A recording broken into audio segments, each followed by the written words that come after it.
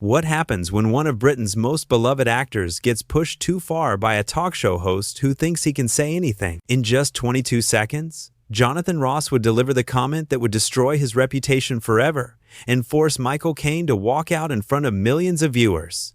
This is the exclusive story of what really happened last night when cameras captured the most shocking celebrity meltdown in television history. The studio lights were blazing hot as Michael Caine settled into the famous red chair across from Jonathan Ross. The legendary actor, known for his calm demeanor and professional attitude, had come to promote his latest film. What nobody expected was that this would become the night that would change everything. Ross started the interview with his usual cocky smile, leaning back in his chair like he owned the world. He had built his career on being edgy, on pushing boundaries that other hosts wouldn't dare cross. Tonight, he was about to push too far. "So Michael," Ross began, his voice dripping with that familiar smugness, "I have to ask about your early days. I mean, before you became this big Hollywood star, you were just another struggling actor from South London, weren't you?" Caine nodded politely, his hands folded in his lap. "Well, yes, Jonathan, we all start somewhere. I worked very hard to get where I am today." "Oh, come on now," Ross interrupted, waving his hand dismissively. "Let's be honest here. You weren't exactly setting the world on fire back then. I mean, some of those early performances." He paused dramatically, clearly enjoying himself. "They were pretty terrible, weren't they?" The audience fell silent. This wasn't the usual friendly banter they expected. Caine's jaw tightened slightly, but his voice remained steady. "I think every actor looks back at their early work and sees room for improvement. That's how we grow." Ross laughed, but it wasn't a warm laugh. It was the kind of laugh that cuts through a room like broken glass. "Room for improvement? Michael, I've seen some of those old films. You were wooden as a plank. No emotion, no range. How did you even keep getting work?" The studio audience shifted uncomfortably. This was crossing a line, even for Ross. Camera operators zoomed in on Caine's face, capturing the moment his expression changed from polite interest to something much colder. "Jonathan," Caine said quietly, "I think perhaps we should focus on why I'm here tonight." "Oh, no, Ross said, leaning forward like a predator sensing weakness.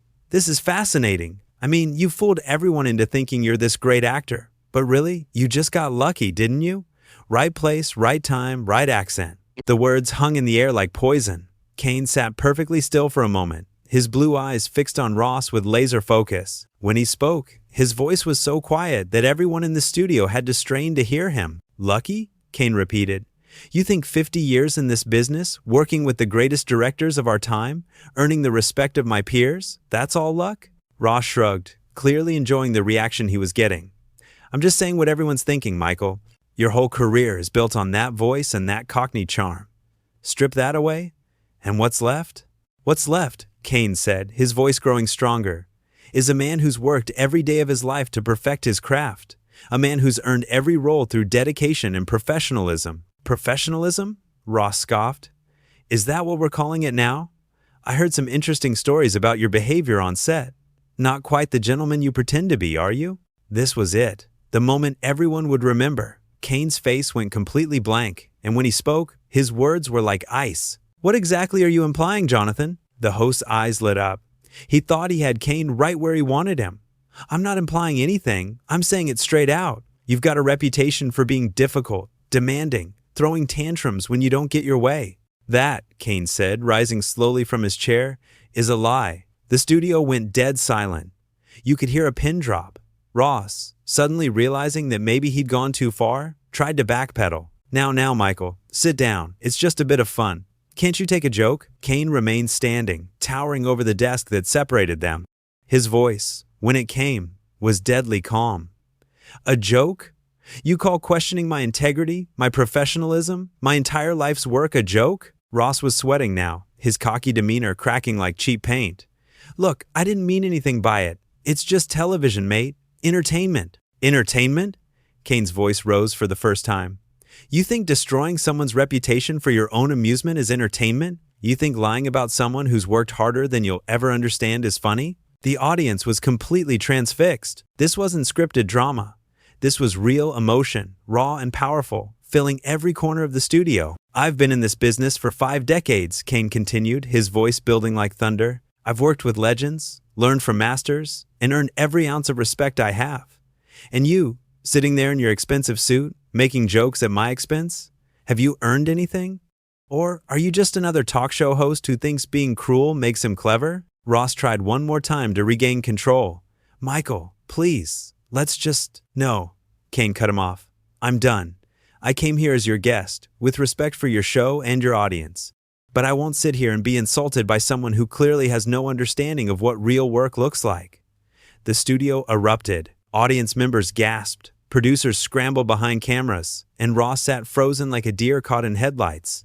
This was live television at its most brutal, and everyone knew they were witnessing television history. Caine turned toward the audience, his dignity intact despite the ambush he'd just endured. Ladies and gentlemen, I apologize that you had to witness this. You deserve better entertainment tonight. Michael, wait, Ross pleaded, his voice cracking with desperation. Don't leave like this. We can work this out. Caine paused at the edge of the interview area and turned back one final time. His voice was steady, measured, and more devastating than any shout could have been. Work this out? Jonathan, you've shown your true colors tonight. You've revealed exactly who you are when the cameras are rolling. A man who thinks tearing others down makes him bigger. The host's face was now completely red, sweat beading on his forehead as he realized his career might be imploding in real time. I was just doing my job, asking the tough questions. That's what people expect. Tough questions? Caine's eyebrows raised slightly. Asking tough questions requires intelligence, preparation, and respect. What you did tonight was character assassination disguised as entertainment. Ross made one last desperate attempt to salvage the situation. But Michael, your fans want to know the real you. They want honesty. Honesty? Caine's voice carried a weight that filled the entire studio. Then let me be honest with your audience. I've met journalists who've challenged me, directors who've pushed me, critics who've questioned my choices. All of them did it with professionalism and purpose. What you did tonight was neither. The legendary actor looked directly into the main camera, speaking now to the millions watching at home. I've always believed that television should uplift people, should give them something worthwhile. Tonight, I'm afraid you've been subjected to something else entirely. Ross was visibly panicking now, his usual smooth confidence completely shattered. Michael, please, the show must go on. My producers, the network, they're counting on this. The show, Caine said with quiet finality, should have ended the moment you decided that humiliating your guest was more important than entertaining your audience. He began walking toward the exit, but Ross wasn't finished.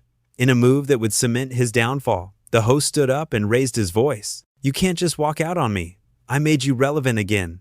Without this show, without hosts like me, actors like you would be forgotten. The studio went deadly quiet. Even the camera crew stopped what they were doing. Caine slowly turned around, and for the first time that evening, he smiled. But it wasn't a warm smile. Relevant? Caine's voice was dangerously soft. Jonathan, I was winning awards when you were still figuring out how to hold a microphone. I was working with Kubrick, Nolan, and Scorsese while you were practicing your chat in front of a bedroom mirror. Ross's face went from red to pale in seconds. He'd just made the biggest mistake of his career. You think you make careers? Caine continued, his voice gaining power with each word. You think your little show determines who matters in this business? Let me tell you something about relevance. Relevance is earned through work, through craft, through respect for your profession and the people in it. The host tried to interrupt, but Caine wasn't having it. Relevance isn't calling people names on television. It isn't tearing down legends for cheap laughs. It isn't using your platform to settle whatever personal issues you might have with success you'll never achieve. By now, Ross looked like he wanted to disappear into his chair. The cocky host who'd started the interview was gone, replaced by a man who clearly realized he'd bitten off more than he could chew. I built my career one role at a time, one performance at a time, one relationship at a time, Caine said, his voice now commanding the entire room. I earned the respect of my peers through decades of professionalism. And you, in 20 minutes, have shown everyone exactly why that respect matters. The audience began to applaud. It started slowly, just a few people, but within seconds, the entire studio was on their feet, giving Michael Caine a standing ovation, while Jonathan Ross sat speechless at his desk. Caine acknowledged the applause with a gracious nod, then looked one final time at Ross. I hope someday you understand the difference between entertainment and cruelty. Until then, I suggest you find guests who are willing to be treated the way you've treated me tonight. He walked toward the exit with perfect composure, leaving behind a host whose career would never recover from those 22 seconds of pure arrogance. As the studio doors closed behind the legendary actor, Ross was left staring at an audience that had clearly chosen their side. The cameras kept rolling, capturing every moment of Ross's humiliation as he tried desperately to regain control of his show.